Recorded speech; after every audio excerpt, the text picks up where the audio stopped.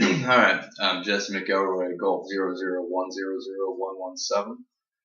So, supposed to tell a memorial story or a memorable story, and this one kind of reverts back to my musician days because they're not classified, they're hilarious. Basically, there's two types of gigs. You have good paying gigs and bad paying gigs. I'm going to tell a story about when I was playing this band called Cinder Block. It was a four-piece band, and this story was for a good paying gig. Now, typically, a good paying gig has two possibilities. It's going to be a really nice establishment with good clientele. They're willing to pay good money for good quality entertainment. They want to keep everything nice. The latter is a place so horrendous and so just violent and ran down that they have to pay you good, or else they will never get abandoned there. So I'm going to tell a story about a place called the Tram. A little backstory on Cinderblock, the band I was playing with, which I haven't played with in several years. But anyways, there was four of us. I played bass. We had a guy named Chad play guitar, a guy named Roger who played or sang, and then we had Corey who played drums. And Corey was built like just huge, just this big guy. He looked like the Russian on Rocky V, the one that gave Rocky brain damage. The guy just looked huge, but he was straight edge. He didn't drink, he didn't smoke. He was a real nice guy.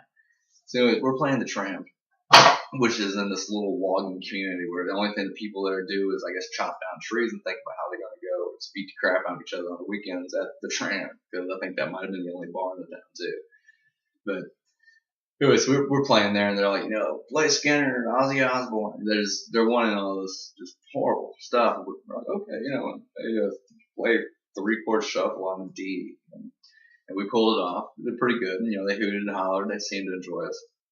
Later on in the night, we're getting ready to finish up, and we're like last set's coming up.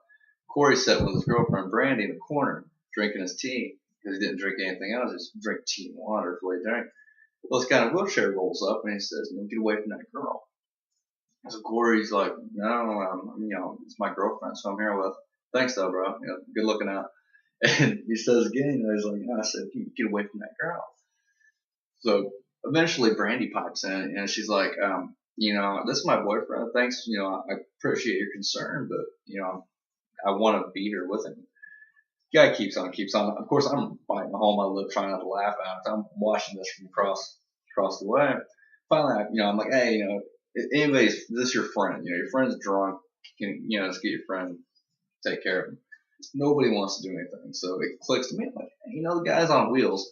So I'm like, Corey, come on out of there. Let's push this guy out of the way. When I did, he throws the chair, just like plops on the ground like a zombie. He starts shuffling over to Corey and starts biting him in his legs and like punching him in his knees and going off. And Corey, the nice guy he is, which is comical to me because he's huge. He's like, he didn't even put his teeth out. He's like, hey, get this guy off of me. The guy's friends that wouldn't come and get him when he was, being drunk, they start, I guess, they're like, hey, who got him out of his chair? So they start throwing bar stools and bottles, and it's a place he erupts into his huge fight. So we're grabbing our equipment, like, holy crap, get in the van. It calms down after, I don't know how long it took. It took a while. So we go in there, it looks like Jonestown, just like blood everywhere.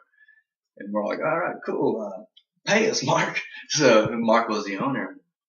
He says, like, all right, you guys play good enough. So he gives us our money, but whoever set up the show didn't negotiate free drinks, which is kind of like, it's almost more important than getting paid, especially this night, because I think my bar tab was like $100. And, like Roger and Chad, they were like 100, 110 apiece. Corey didn't know anything, but his girlfriend drank up, a pretty good bar tab, so he had to pay that. And then after the show, we got $500 for the gig. We probably paid $500 in bar tabs. And then we had to go to the hospital and get stitches in Corey's leg. I think it was like 2 or 3 weeks later, another drum writer, Jamie, he'd played there and ended up getting beaten to the hospital. He was, I think, unconscious for like 2 days, had massive concussions, had to get some stitches in his head. But the musicians in the area would always laugh about the Tram. But those of us that remember Corey getting bitten by a paraplegic, that seems kind of take the cake for the Tram stories. Thanks a lot.